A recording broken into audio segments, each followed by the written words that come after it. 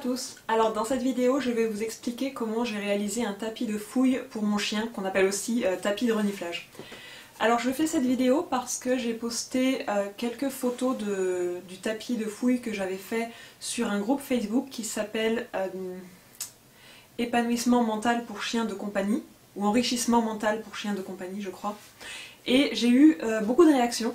Alors il y a beaucoup de personnes qui m'ont demandé des détails sur comment j'avais fait ce tapis, et je me suis dit que plutôt que de répondre à chacun, j'allais faire une vidéo exhaustive et j'espère à peu près dans l'ordre de comment je m'y étais prise pour faire ce tapis. Je vais vous dire quel matériau j'ai pris, pourquoi cela et pas d'autres, quelles alternatives il y a.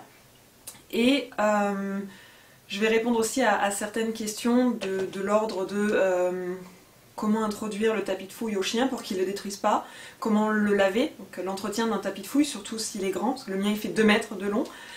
Je vais aussi vous dire quoi mettre dedans en fonction de l'âge du chien. Il y a quelqu'un qui m'a demandé comment le remplir pour un chiot de 2 mois. Et en plus des questions, il y a eu beaucoup de personnes qui m'ont félicité, ou en tout cas qui m'ont dit des choses vraiment très gentilles. Donc merci beaucoup, ça m'a beaucoup touchée. Alors pour commencer, je vais faire une très brève introduction sur qu'est-ce que le tapis de fouille et pourquoi c'est intéressant. Je pense que beaucoup d'entre vous le savent, mais moi ça va me permettre aussi de trouver un peu mon rythme dans cette vidéo. Alors le tapis de fouille, c'est un objet. Je vais vous en montrer un tout petit, j'en ai un plus petit aussi. C'est quelque chose qui se présente un petit peu comme ça, en fait, et on cache des friandises dedans et le chien va renifler pour trouver les friandises. En tout cas, ça c'est le meilleur scénario, on va dire. Ah, il y en a un qui réagit déjà. Salut Doudou. Après. Pas touche Doudou. C'est une activité donc qui permet au chien de flairer, de renifler, et ça c'est quelque chose que le chien aime beaucoup faire. Les chiens ont un odorat beaucoup plus développé que le nôtre, et se servir de leur truffe reniflée, c'est quelque chose qui leur procure beaucoup de bien-être et qui les fatigue mentalement, ce qui est aussi très intéressant.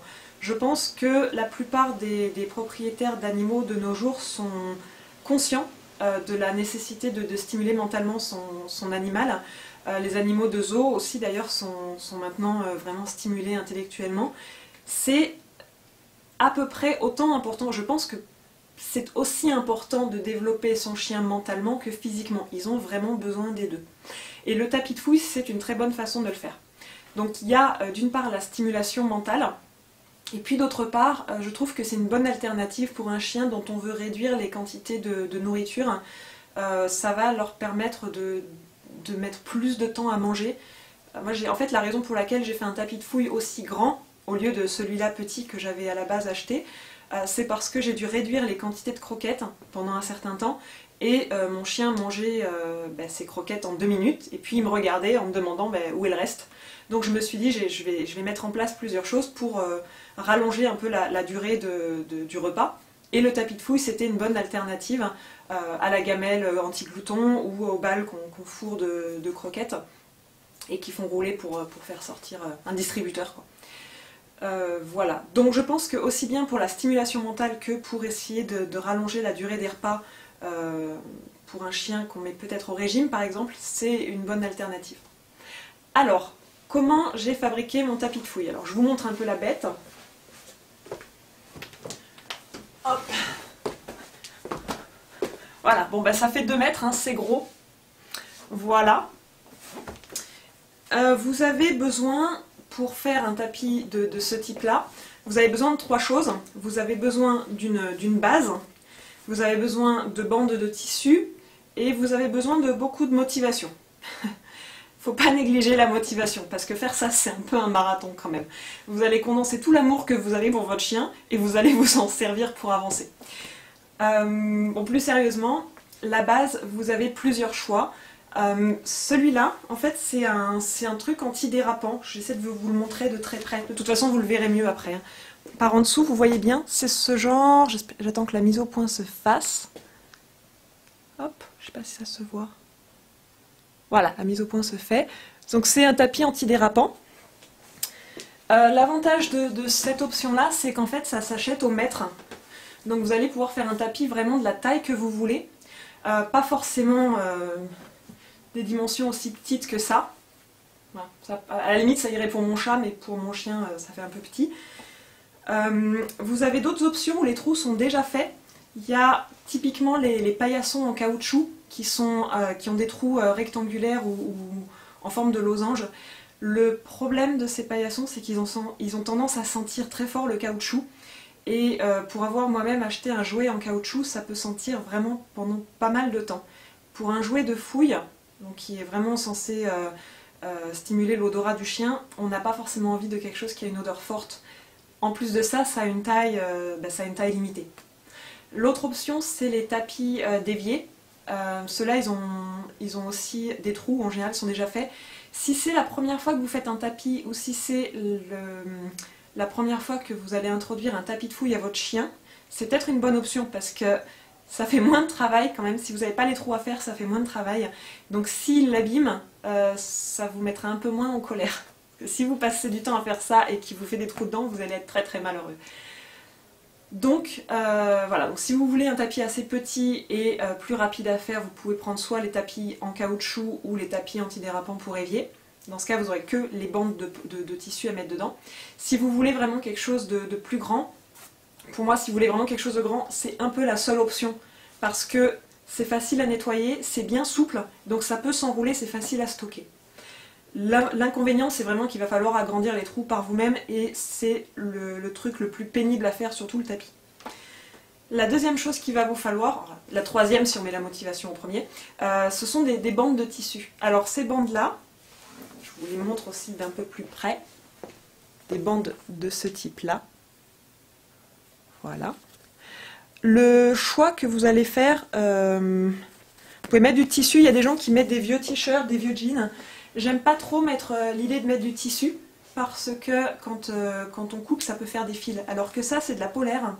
Et la polaire, quand vous coupez, ça va faire aucun fil en fait. Donc le chien va rien ingérer. Ça va juste faire un petit peu de poussière, un petit peu de paillettes là où vous allez couper. Mais c'est tout. Et c'est un matériau que le chien aime bien. J'ai découvert que mon chien adorait ça. L'épaisseur de la polaire...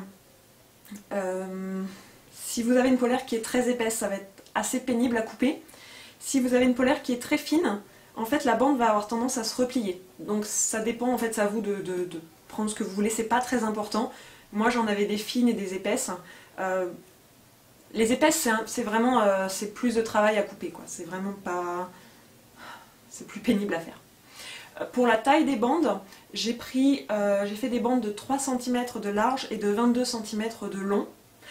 Si vous prenez les bandes trop courtes, vous n'allez pas réussir à bien cacher les friandises. Donc vous allez juste en fait voir le nœud.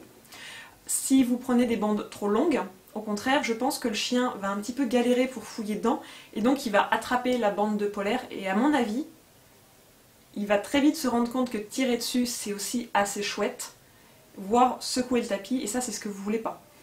Donc 22 cm, c'est un petit peu au-dessus de 20, on va dire. C'est un bon compromis pour que ça cache bien la friandise, mais que ça soit pas trop intéressant pour le chien de l'attraper. Voilà. Je pense que ça, c'est bon. Ben, maintenant, je vais vous montrer comment le faire. Alors là, mon chien, ça fait un moment qu'il le voit, donc je vais lui donner un petit peu. Et après, je vais vous montrer un peu plus en zoom comment j'ai fait les différentes étapes pour faire le tapis. Alors concrètement, comment j'ai fait pour réaliser ce grand tapis de fouille de 2 mètres? La première étape, c'est en fait l'étape la plus ingrate. C'est d'agrandir les trous dans le support que j'ai choisi. Alors si vous avez, encore, je répète, hein, si vous avez pris un paillasson, les trous sont déjà faits, ça va beaucoup vous faciliter la vie. Si vous voulez faire un grand tapis, bah, soit vous mettez plusieurs petits tapis ensemble, mais bon ça va être peut-être plus dur à stocker, soit vous faites comme moi, donc vous prenez ce genre de choses. J'essaie de vous le montrer bien en zoom, je pense que vous voyez ce que c'est, je sais pas quel terme décrit le mieux ceci, c'est de la mousse antidérapante, je ne sais même pas pourquoi c'est utilisé, mais ça a déjà en fait des lignes, vous voyez, et des trous. Donc ce que vous pouvez faire, c'est tout simplement mettre au crayon, au feutre, au stylo, ce que vous voulez, en fait les trous où vous allez vouloir les faire. Ce que vous allez faire, c'est que, en fait, bah, partout là où vous voyez des couleurs, hein, c'est qu'il y a de la polaire, donc de chaque côté d'une de ces lignes, vous allez mettre 2 marques bleues, et vous allez les espacer d'un certain nombre de petits trous. Donc vous allez faire des trous comme ça. Vous allez marquer, donc déjà au stylo, vous marquez à peu près 3 trous comme ça. Puis vous sautez 3, vous en marquez 3, vous en sautez 3, vous en marquez 3 ou 4, c'est comme vous voulez. Vous alternez comme ça, vous sautez 3, vous marquez 3, vous sautez 3, vous marquez 4 et vous répétez. Pourquoi une alternance 3-4? Ça n'a pas besoin d'être précis. Tout ce que je vous dis, ça n'a vraiment pas besoin d'être précis. Simplement, je voulais que sur toute la longueur, en fait, j'en ai 25. Puisque j'ai 25 ici, 57 lignes, donc ça fait 1425 bandes à découper. Et j'ai trouvé que c'était bien assez. J'ai fait 5 couleurs. Il s'avère que quand je suis arrivée à 4, donc à 4/5 du tapis, j'avais déjà un tapis quand même qui était bien fourni. Donc vraiment, ne soyez pas trop strict sur le marquage. C'est pas ultra important. Si vous vous trompez un peu, c'est pas très grave. Donc vous faites ça sur tout le tapis. Et une fois que vous avez marqué, alors en fait vous marquez une ligne entière comme ça, j'espère que vous voyez, voilà, vous marquez de chaque côté, vous en sautez 2 et vous continuez comme ça. Vous allez faire un quadrillage et voilà, vous voyez bien, donc vous allez avoir ce genre de choses là, en fait tout le long du tapis. Et ensuite, c'est là où il faut être un petit peu téméraire. Vous allez découper ça. Donc vous allez soit au cutter, soit avec un couteau très aiguisé, découper sur vos marquages pour faire des trous, hop, un petit peu plus grands que le trou initial. Et là, si en fait quand vous découpez, vous avez un petit excès d'enthousiasme et qu'au lieu de 3, vous coupez 4, la mise au point est un petit peu difficile à mettre en fait d'aussi près.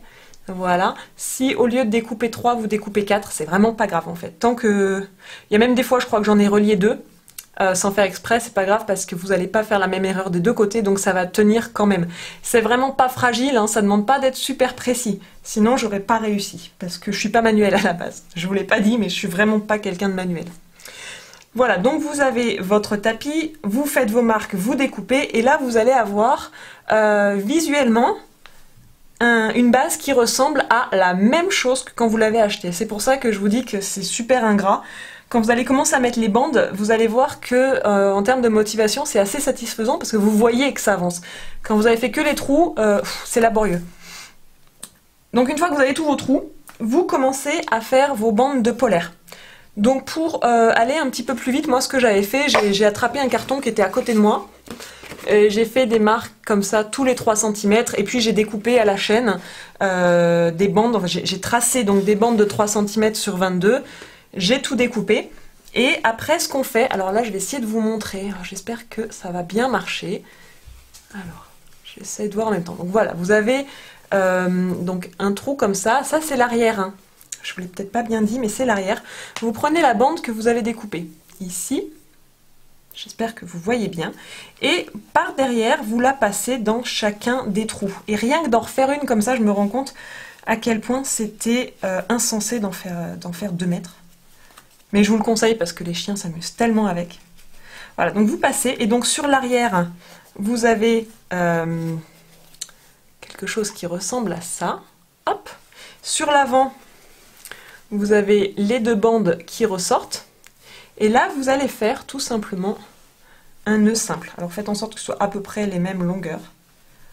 Pas très dur. Et vous allez faire un nœud simple. Vous n'avez pas besoin de faire un nœud double, même si vous avez un chien qui a des mâchoires solides. Parce que ce qui va se passer, c'est que même si le chien il tire un peu, en fait il va tirer ici ou là, ça ne va pas défaire le nœud.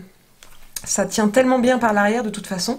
Il y a assez peu de chances qu'il essaye d'enlever en fait sur le nœud et défaire le nœud, tout viendra avec, mais ça que vous fassiez un nœud simple ou un nœud double, ça va être pareil.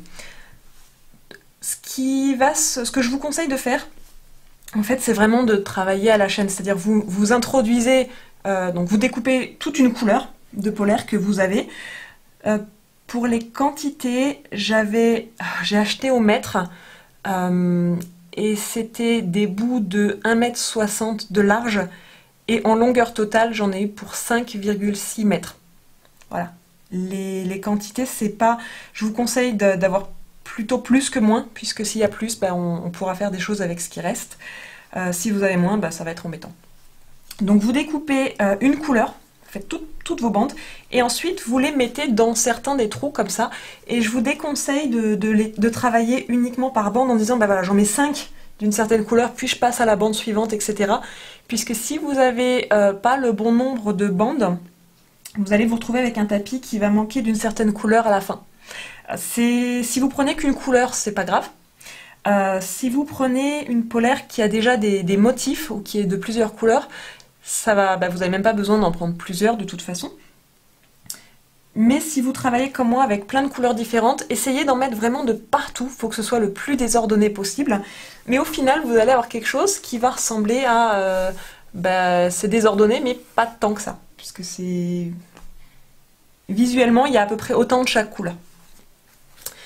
Voilà, je crois que c'est pas beaucoup plus compliqué que ça en fait. Donc je vous conseille voilà, de découper toute une couleur, vous mettez en fait par derrière, et une fois que vous avez fini de tout mettre, bah, vous retournez et vous faites tous les nœuds. Ça va être beaucoup plus efficace qu'en fait de les mettre une à une, de les retourner, de faire le nœud, etc. Surtout si vous travaillez sur des grandes largeurs. C'est, je crois, les seuls conseils vraiment que je peux donner pour la conception. Si vous avez peur de pas tous les nouer et d'en oublier, c'est pas très grave. En fait, vous allez vous rendre compte quand vous nouez les autres, il y en a un qui va dépasser, qui va être un petit peu plus raplapla, alors que les autres, bah, ils ont une belle texture comme ça, une belle forme qui monte un petit peu comme ça, puis il y en a qui vont être tout raplapla. Bah, ceux qui sont raplapla et un peu plus longs, c'est ceux que vous avez oublié de nouer. Donc je crois que sur les 1425 que j'ai fait, il manque aucun nœud. Parce que en fait ça se voit soit par le devant, soit par le derrière. Parce que quand vous faites, quand c'est bien tendu comme ça, quand vous faites le nœud, en fait ça va être bien tendu comme ça, c'est joli. Alors que si vous l'oubliez, ça va être un petit peu plus, il y aura un petit peu plus de tissu qu'on va voir. Voilà, mais je crois qu'en fait c'est vraiment pas plus compliqué que ça, hein. Le reste c'est motivation à long terme, quoi. C'est ça le plus dur finalement. Voilà, c'est tout ce que vous avez besoin de savoir. Laissez-moi savoir si vous avez des questions. Malbec, file dans ta chambre. Allez, hop, file. Allez. Les 4 pattes. Très bien. Les 4 pattes. Voilà. Bon, il sait comment ça marche. Il sait qu'il n'a pas le droit d'aller dessus tant qu'il n'est pas rempli. Hop là. And wait.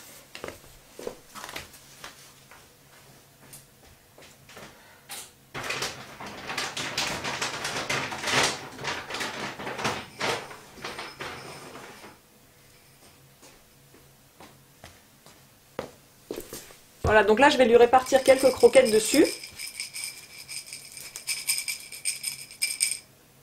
Je vais lui mettre des petites friandises en plus. Bougez pas.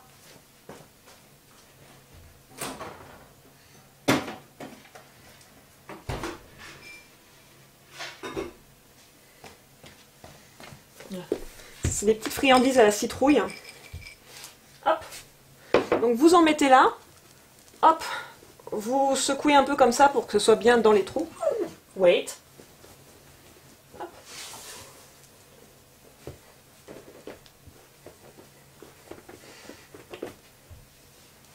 Voilà. Allez, sniff. Sniff. Et voilà.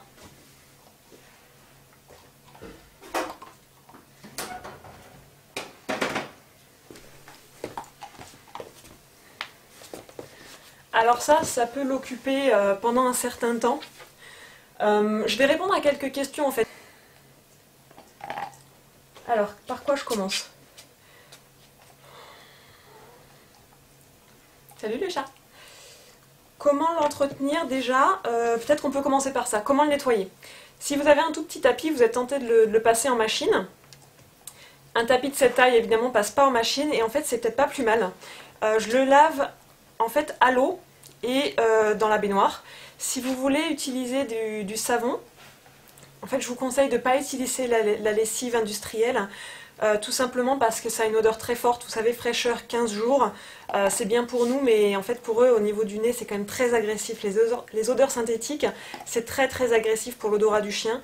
Entre parenthèses, c'est aussi une des raisons pour lesquelles on dit de ne pas laver son chien trop souvent avec des shampoings, parce qu'il y a même des chiens qui refusent de s'alimenter à la suite de ça, puisque il a vu le chat, puisque les odeurs du savon ont perturbé leur odorat. Si vous voulez utiliser un savon, ce que je vous conseille, c'est soit un savon pour les mains ou pour le corps qui n'a pas d'odeur, soit si vous avez une lessive en fait maison, type avec des copeaux de savon de Marseille, là où vous n'aurez pas mis les huiles essentielles en fait qui vont avec. Ça peut bien marcher. Mais vraiment, évitez les lessives industrielles. Autre question que j'ai eue, qu'est-ce qu'on peut mettre dedans pour un chiot de 2 mois? J'ai envie de dire quasiment la même chose que pour un chien en fait plus grand. Ce qui va compter, c'est, à mon sens, c'est de mettre des aliments qui ne sont pas particulièrement gras. Donc j'aurais tendance à mettre des croquettes, de la viande séchée. J'aurais tendance à mettre des petits biscuits, idéalement déshydratés, mais si vous en faites vous-même, moi là je lui en ai mis à la citrouille, ça marche très bien.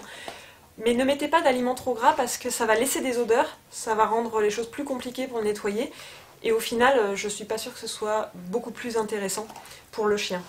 Pour introduire le tapis de fouille à un chien, je pense que ce qui est important... Alors, fouiller, ça va être quelque chose de très très naturel pour le chien. Il ne va pas falloir lui apprendre à fouiller. Par contre, il va falloir qu'il comprenne que l'intérêt du tapis, c'est la nourriture qu'on y trouve et pas les bandes de tissu en elles-mêmes. Pour ça, qu'est-ce qu'il y a ? Pour ça, déjà d'avoir un tapis bien conçu, je pense que c'est une bonne idée, c'est-à-dire des bandes pas trop longues, comme je vous expliquais plus tôt. Et aussi d'avoir un tapis peut-être un peu lourd, pour qu'il tienne bien au sol, antidérapant. Les tout petits tapis, ils sont faciles à secouer. Donc s'il y a des bandes longues avec un tapis petit, le chien il va vite le secouer, il va vite comprendre que les friandises tombent quand il le secoue, et là il n'y a plus de fouille. Je pense que l'autre astuce pour commencer le tapis de fouille, c'est de mettre dedans quelque chose qui ne soit pas les croquettes du chien ou du chiot, pour que ça l'intéresse vraiment. C'est-à-dire que si c'est quelque chose qui est très très appétant, ça va beaucoup plus l'intéresser que des bandes de tissu. Pour moi, le secret, il est là. En tout cas, c'est comme ça que je m'y suis prise avec Malbec, et j'ai jamais eu de problème en fait. Même quand on a commencé, il avait 3 mois et demi, la première fois que je lui en ai donné un, et il a tout de suite compris. Étonnamment, il a tout de suite compris que c'est pas les bandes de tissu qui étaient intéressantes. Il faut le superviser quand il s'en sert, parce que s'il commence à monter en excitation, là il va éventuellement tirer sur une bande, faire un trou. Il y a, à mon avis, très peu de risque d'ingestion avec ce jouet. C'est un des rares jouets que je connais où il n'y a vraiment pas de risque, quand bien même il y a du tissu, parce que c'est quand même des grandes bandes de tissu. Le chien va pas facilement pouvoir en enlever des morceaux. En fait, s'il enlève quelque chose, il va enlever la bande entière. Et il y a peu de chances que 22 cm, ça le tente de l'avaler. Ah pardon, je suis en train de t'empêcher de renifler. Voilà.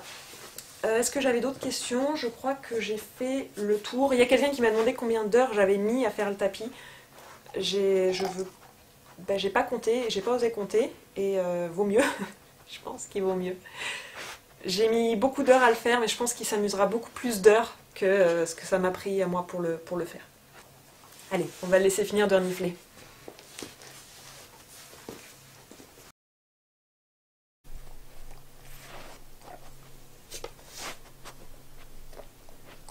Et vous l'entendez renifler là? On l'entend bien.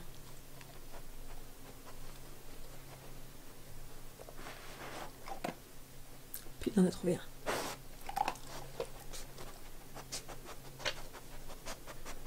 Vous voyez la concentration?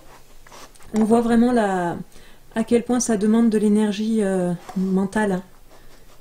Et ça, même un petit chiot va se concentrer comme ça.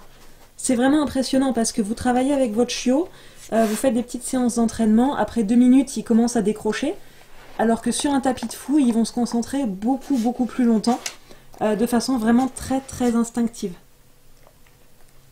Et vous voyez, alors je sais pas si ça se voit, oh, merci Malbec. Vous voyez, il touche pas aux bandes, hein. Il les retourne, mais il attrape pas les nœuds ni rien. Oula, on est à peu près. Je te dérange.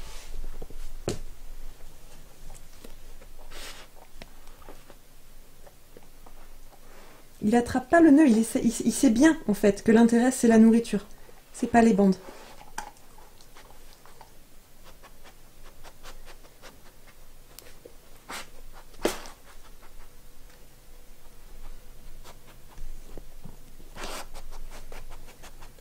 Ah, je vous montre rapidement, là vous voyez, hop, ici on fait la mise au point. Hop, vous voyez, ça c'est un jouet que je lui ai fait en fait avec les restes. C'est pour ça que je vous disais plus tôt, si vous en reste un peu, c'est pas très grave, parce qu'il y a plein de jouets que vous pourrez leur faire après, vraiment à très moindre coût, ça me prend 5 minutes à faire, et ils s'éclatent avec. Je vous montrerai. La couleur c'est pas la même parce qu'en fait, je vous ai pas tout dit, j'ai changé de choix de couleur. À la base, le vert ça devait être du violet, et j'ai changé d'idée au final. Regardez-le. Regardez comme il s'amuse.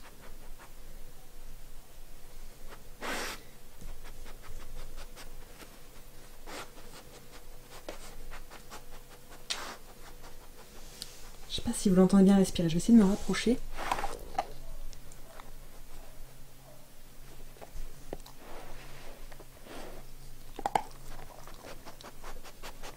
Et ça, j'ai jamais eu à lui dire non ou autre hein, pour qu'il touche pas aux bandes. Hein. C'est juste, j'ai mis...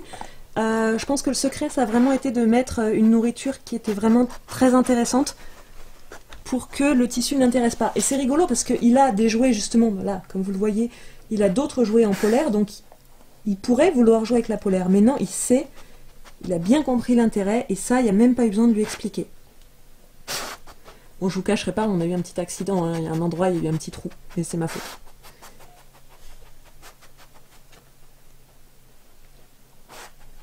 Oh, je m'en lasse pas. Rien que de voir le plaisir qu'il a, en fait, ça, c'est vraiment une super récompense. Regardez, entendez-le respirer. Et ça, quand je lui mets un repas entier, ça peut durer 40 minutes. 35-40 minutes facile. Il n'y a aucun autre jouet qu'il a auquel il s'intéresse 40 minutes de suite. Ah! C'est vraiment... Je pense que renifler, il y a vraiment rien qui peut se comparer à ça pour eux, quoi. Ah, il en a retrouvé un. Encore.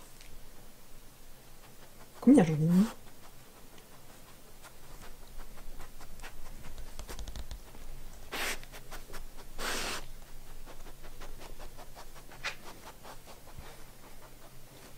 Et étonnamment, même quand il est... Ben, en fait, quand il est fini, quand il sent plus de friandises dedans, il s'en désintéresse. Il va pas se mettre à jouer avec parce que il est fatigué justement. C'est un peu un désintérêt. C'est qu'il est trop fatigué pour vouloir jouer. Donc il va juste s'allonger tranquillement.